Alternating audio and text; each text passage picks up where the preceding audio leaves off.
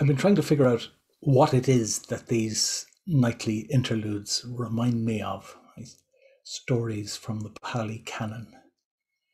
Um, Bedtime stories I keep thinking of. Jnanadhara and Atulya Mitra or whoever, telling us a story before tucking us in and turning out the light, sticking their head back in the door to check that we brushed our teeth beforehand and whatever.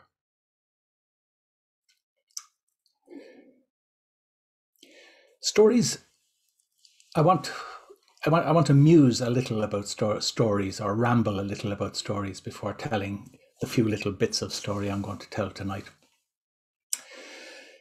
The stories are not just for children. We know that. But when we're hearing a story, there has to be something of the child in us. And that's true of all stories, from the Icelandic sagas to War and Peace and the Pali Canon. It's not so much that we become children again when we're listening to them, and that we forget everything we've learned since we were children. Reading can be a very serious business. But there has to be this something of the child, the openness, the receptivity, the willingness to go along wherever the story leads. And poems are stories too, of course. It's worth remembering that. And stories, like poems, play around with us. They lead us in unexpected directions. They lead us up the garden path sometimes. And they lead us into places where we lose our bearings. And we quite like that. We quite like to be lost in a story. We quite like to reach that point where the question whether this is real or true, or did this really happen, becomes irrelevant. If we're in story listening mode, we actually love that. It's part of what we want. And of course, there's also the way as children, we're able to fall in love with words without knowing exactly why. We hear a child making the sound of the word over and over again just for its own sake. Lovely appear over the mountains the feet of them that preach. That was a line in a hymn we used to sing in school.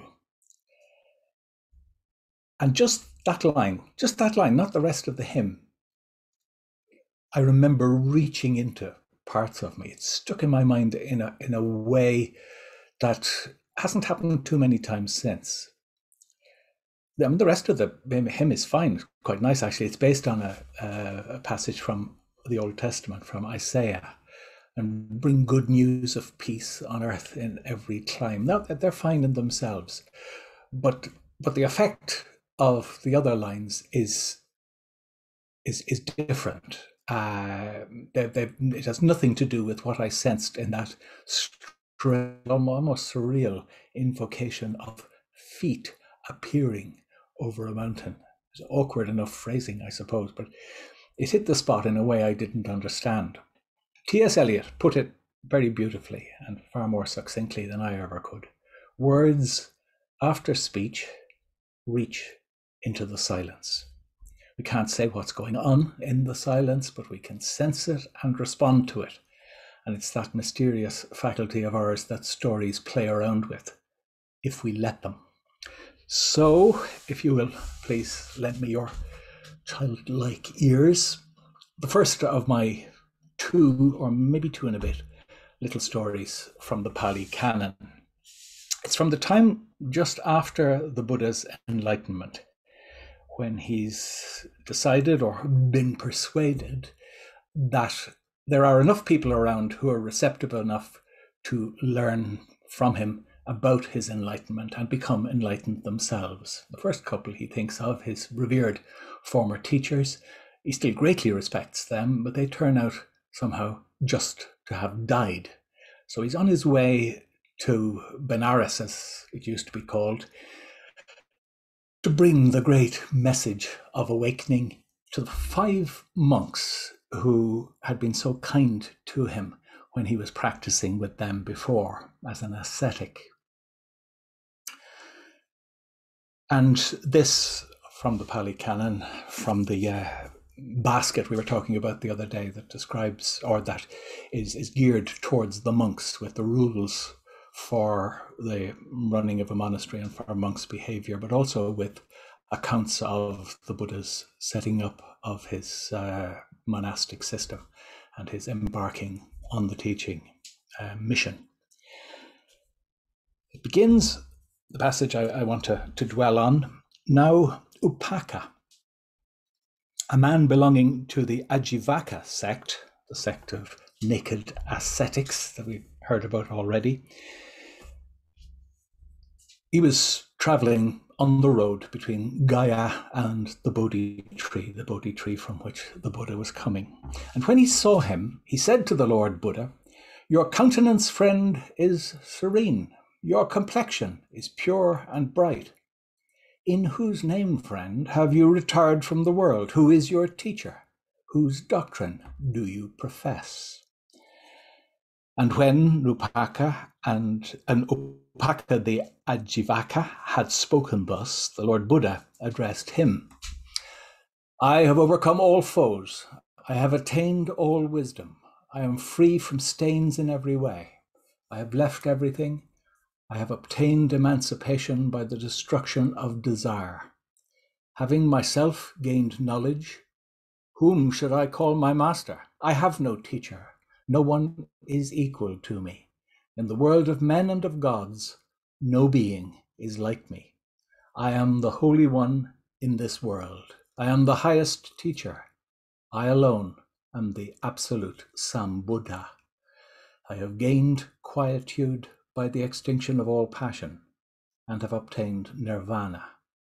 To found the kingdom of truth, I go now to the city of the Cassis. I will beat the drum of the immortal in the darkness of this world." Upaka replies, "You profess then, friend, to be the holy absolute Jinnah." And the Buddha does not demur. He says, "Like me are all Jinnahs who have reached extinction of the asavas." Upaka, he says, "I am the Jinnah." And when he had spoken thus, Upaka replied, "It may be so, friend." And he shook his head, took the other road, and went away. It's the Buddha's first real attempt to convey to someone the magnitude of what he has to offer, and it's a complete flop.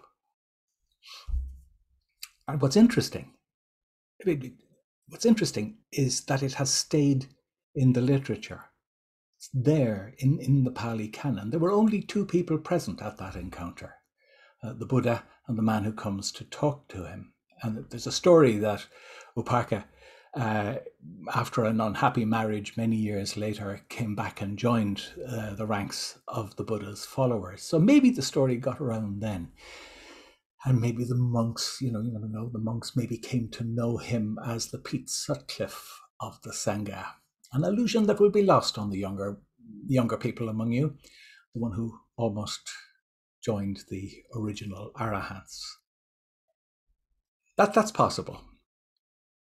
I prefer to imagine the Buddha telling the story against himself, painting himself as he was then, with the light in his eye, fresh from this overwhelming experience, people being able to see that in his face, as the holy man was.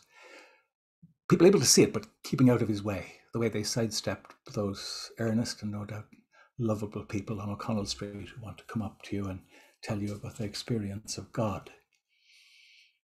And that's probably how it was for the Buddha, making his way, still dazed by the experience, until he meets this man, and this man, this naked man, lumbers up and stands there listening to what he has to offer, and then says, "You must be joking," turns on his heel and walks off. The Buddha might have told that afterwards, to remind his monks maybe that they couldn't expect people always to see the Dharma just because it was obvious to them, to show them that even when you're enlightened, things don't always go the way they think you think they should.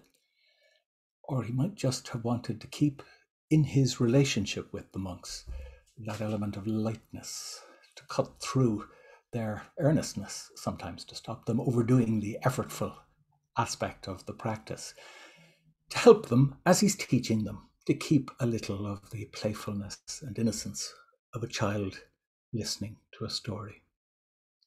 It may be so, friend. Good luck to you. The Pali Canon is huge. In the standard edition, there are 57 volumes. We talk about it as scripture. It's referred to as the Buddhist scripture, but that's a bit misleading, as Christians do to the Bible, or as some Christians do to the Bible, for the quote that will resolve the argument. You know, everything you need to know between two covers. The Pali Canon is vast, and it talks to us in all kinds of voices. The material is very, very varied, quite disparate. It talks to us in all these voices from different points of view. And for that reason alone, we need to listen as openly as when we're listening to stories. Because we don't know what's coming next. And we should know that we don't know what's coming next, because even if we've read it before, it'll be different this time.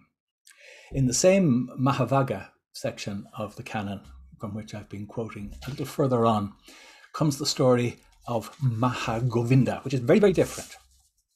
We're not here on the dusty road to Varanasi, Benares, with the Buddha, whom at that time nobody seemed to know anything about. We're here on the Vulture's Peak. Wonderful, wonderful name. I'm immediately curious. Even the name makes me want to see it. And there are people here who have seen it. Maitrikaya, yeah.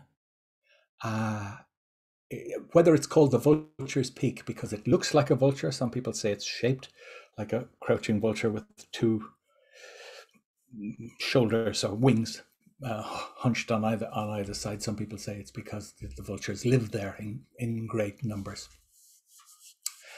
So at the Vulture's Peak, it's a hill in the same region as Bodh Gaya, and it's some time later. The Buddha has been so successful in his well into his preaching, teaching career at this stage. He's so successful that 32 gods have assembled on the peak, and they've been rejoicing that so many of the Buddha's followers have been reborn as benevolent gods, and the numbers of malevolent gods has correspondingly shrunk. You'll notice that as I go through this story, the framework is entirely from the Brahminical tradition that predated the Buddha. These are the gods who inhabited the world of the Buddha's disciples. His teaching was given within that world and used the terms of reference of that world, even as it radically changed the belief system and the system of religious practice to its very core. The Buddha would have had no difficulty about using the term Brahmin to describe a person of high spiritual authority. It causes some people nowadays to talk about Buddhism as having been founded as a meta-religion, as a system that operated in conjunction with Brahmanism, but that's an area of scholarship about which I know nothing and I don't want to go into it. So here we are with the Brahminical gods on the Vulture's Peak, and they're visited by another celestial being who tells the story that follows. It's the story about a king, Dasampati, who's Govinda. It's called the Mahagovinda Sutta. A Govinda is an administrator, a steward, but in this context, because he's a senior Brahmin, also a chaplain, a senior religious advisor, if you like, combines secular and religious or spiritual overtones. So we have the king, Dasampati, Govinda, his administrator, religious counselor, is the man who has really been running the kingdom while the king is off enjoying being a king. King has grown, I beg your pardon, the administrator, the Govinda, has grown old and died, but there's no need to panic. The Govinda's son, who's called Jyotipala, has been learning the ropes, working with his father, and in fact, he has a reputation for being even better than the father was, so nobody's worried. He will take over, and he does, and as expected, he plays a blinder. Everything is run really, really smoothly in the kingdom, as before. And now I should explain why I'm drawn to this story, and I hope you'll be able to come along with me. I wasted a good few years of my life as a journalist. And we're all the same. Once we've spent a few years doing that, we fancy ourselves as having a nose for undercurrents, for political undercurrents in particular. So I tend to read this with an eye to the political dimension. Jyotipala, the new young Govinda, the new young Stuart, he's clearly, it's absolutely clear he was a political master, or rather a master bureaucrat. And arguably they're the really master politicians or the master bureaucrats. The kind of bureaucrat that could outpolitic any politician. And when the old king is nearing the end, Jyotipala, the new Govinda, he goes to the 6 nobles who are to appoint the successor. Okay? It's not an automatic succession. There are 6 wise men, 6 senior nobles in the land who will decide who the next man is going to be. And he talks to them and suggests, as good advisors do, I assume you will name Prince Rainy, the obvious man, probably the oldest son. And there's no great difficulty about it. Agreed. Looking around the room, agreed. Agreed. Good. And I think we have to think of Sir Humphrey here, with apologies to anyone who remembers neither Pete Sutcliffe nor Sir Humphrey, but it'll be too tedious if I explain. Serious bureaucrat manipulator. Although I don't want to do down Jyotipala at this stage or at any stage. There is more to him than the manipulator, than the master bureaucrat. But that's how he appears here. He really does. Everything's agreed. Rainy will be the next man. Good. But Govinda has a little more advice to offer before they leave the meeting. If I might suggest, he thinks it might be no harm for them to propose to the new king that they share the kingdom with him. Would they think that might be a good idea? So you have the situation of the old king is still alive, but things are being lined up for the succession. So they've agreed that when the old king dies, it will be Rainy. And now, yes, it might be a good idea that they suggest that he not have to do it on his own, that he might need a little help, and that there should be 7 kings.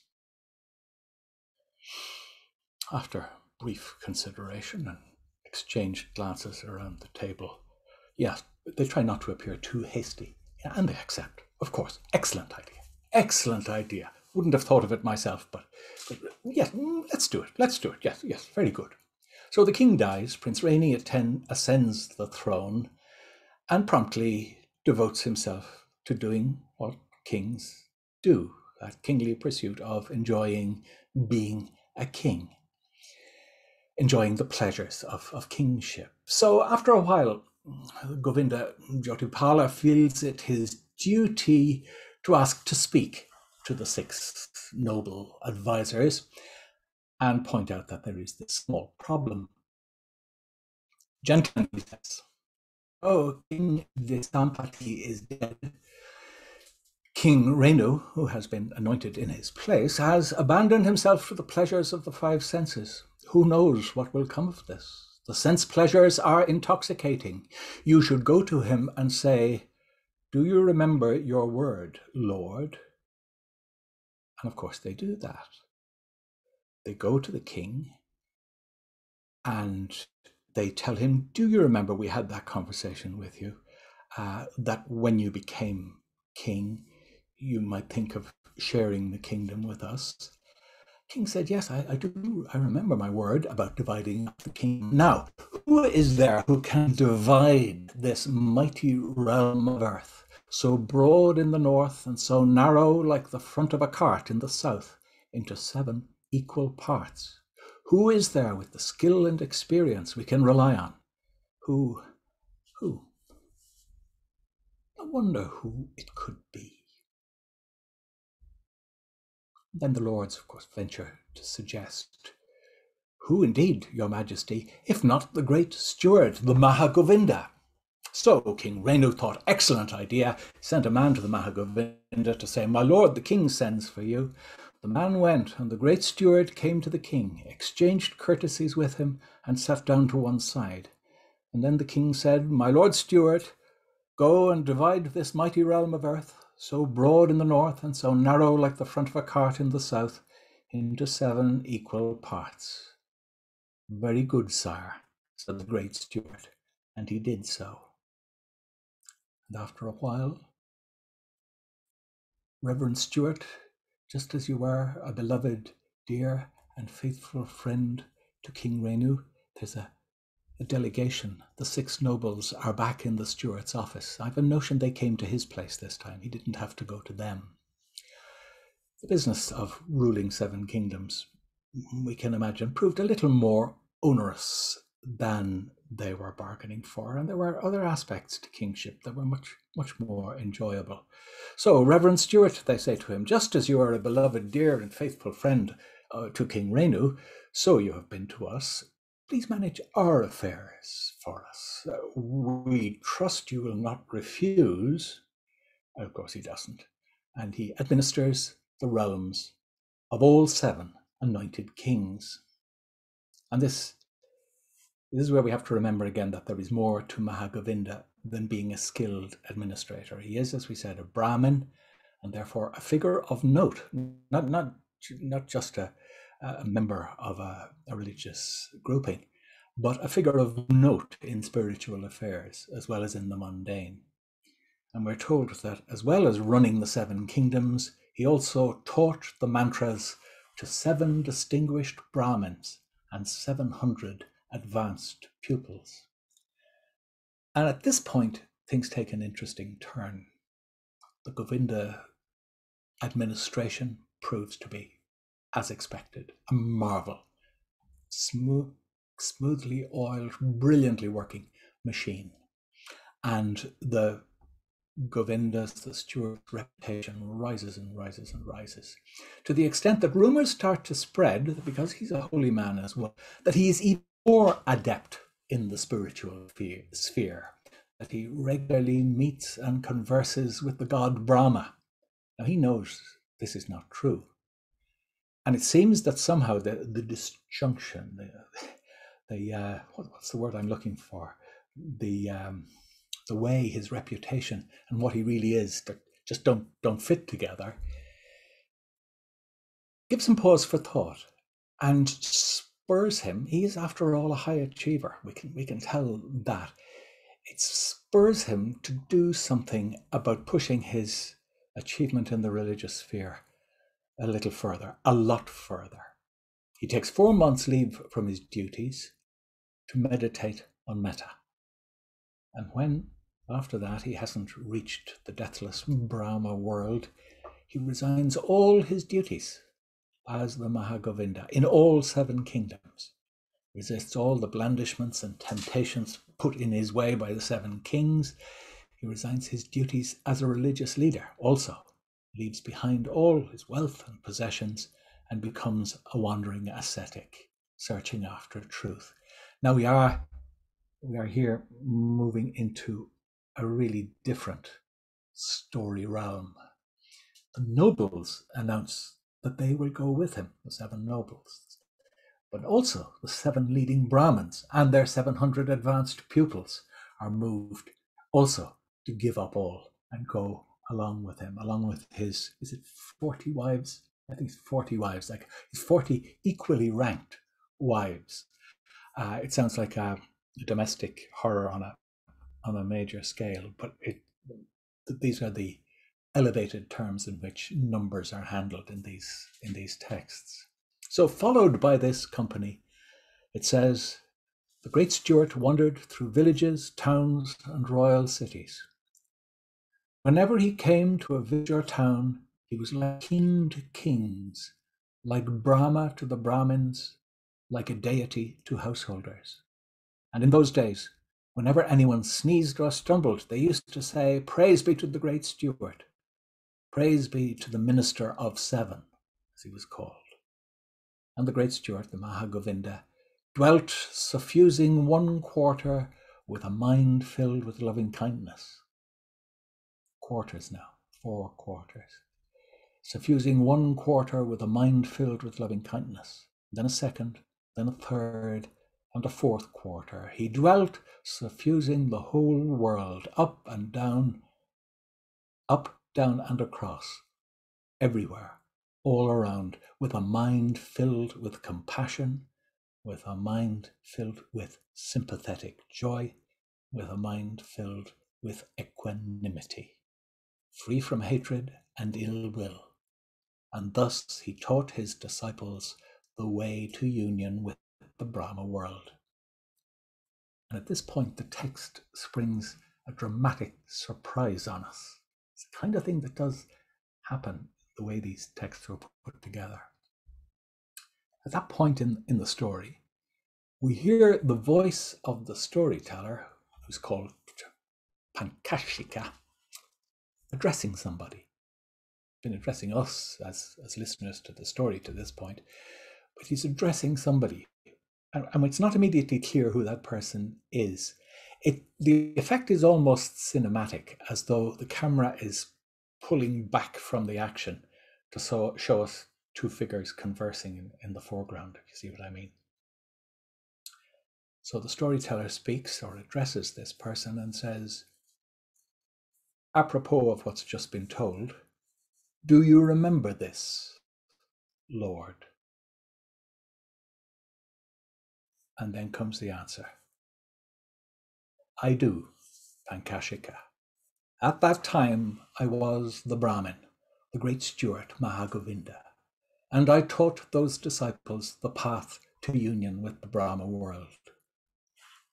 It's, of course, the Buddha who speaks, the Buddha who was the Mahagovinda in an earlier life, and who now rounds off the story with an account of what even the Mahagovinda's commitment to the spiritual life couldn't supply. However, he says, Pankashika, that holy life or life of austerity does not lead to disenchantment, to dispassion, to cessation, to peace, to super knowledge, to enlightenment, to nibbana, but only to birth in the Brahma world, whereas my holy life leads unfailingly to disenchantment, to dispassion, to cessation, to peace, to super knowledge, to enlightenment, to nirvana. That is the noble eightfold path, namely right view, right thought, right speech, right action, right livelihood, right effort, right mindfulness, right concentration. It is just after 8 o'clock. One more story extract, if you'll bear with me. Going back to the early days of the Buddha's preaching, when he'd ordained 60 monks, we're told he sent them out into the world with these words.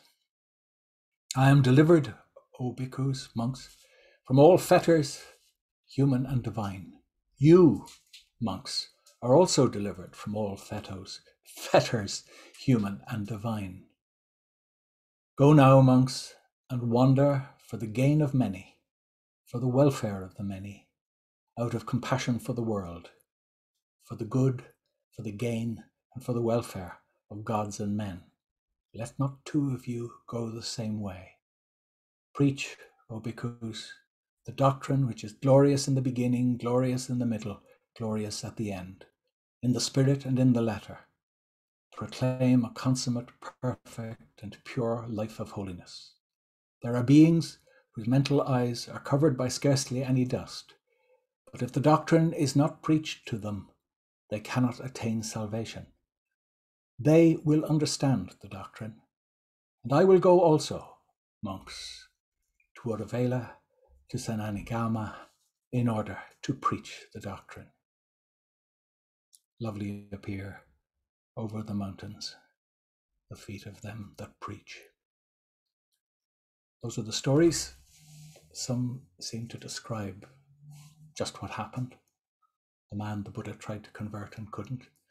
Some spell out the Buddha's teaching, and some sing it out in a way to inspire us. And throughout, there are these words and passages and details that reach into the silence, that tell us somehow that there's more there, there's more. Keep going. Lovely appear over the mountains. On a personal note, many, many years after I encountered that line of the hymn, I was in Spain in the mountains on my ordination retreat. I found myself walking in silence behind the order member who'd been in charge of my ordination process, my preceptor, my teacher in a very special sense. We were going up a steep incline, so his feet were more or less at my eye level. And of course, well, it seems obvious to me now, those words came. Lovely appear. And whatever it was they had to say to me, I still wouldn't translate it into any other words, but they were still saying it, and I had and have this deep sense that not so much of their meaning, no, not of their meaning, but certainly of their importance. This is something I really needed to hear, and now was the time to be hearing it, to be listening to the story. Thank you.